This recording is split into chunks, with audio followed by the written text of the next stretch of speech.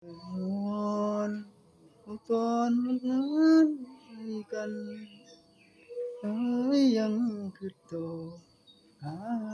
ถึงงานคงรออีกบ่นานนั้นก็เหมือนยาสัญญาถึงเป็นสัญญาปากเปล่าตัวอ้ายบ่ลืมคำเว้าคือเก่าตลอดเวลาก็รักก็รักพูดออกปากไม่ให้ลงมาพอตลอดน้องจ๋ากินเก่าเดินเดินน้องเอ้ย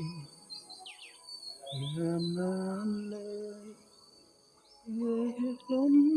บังเหี่ยวใจให้น้องบ่ลงทางว่าเดินหลังให้ยังอักน้องคือเก่าฟังพยาบาลประกาศบุญกฐินนี่น้องทักทายยามเช้าทุกคนครับผม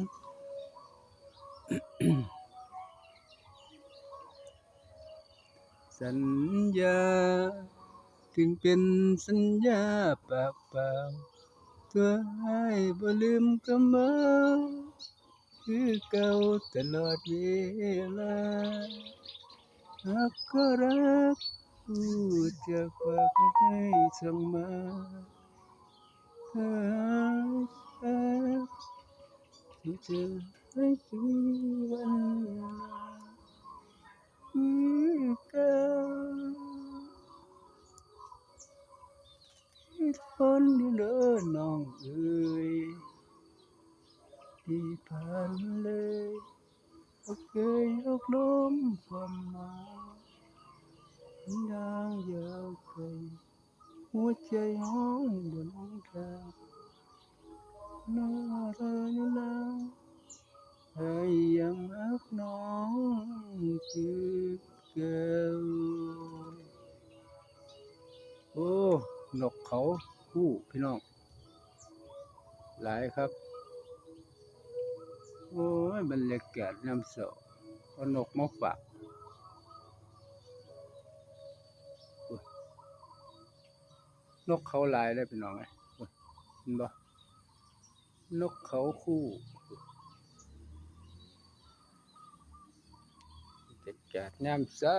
สดชื่นแจ่มใสฟังพยาบาลประกาศบุญกฐินใกล้ฮอดแล้วพี่น้องวันที่เท่าไหร่วันที่11บ่ครับทักทายทุกคนเด้อคลิปนี้ก็ขออนุญาตลงคลิปสตรีมเอาบรรยากาศมาฝากเช้าๆเห็นบ่นกเขากำลังหาห้างโอ้ห้างเป็นตัวน่ะ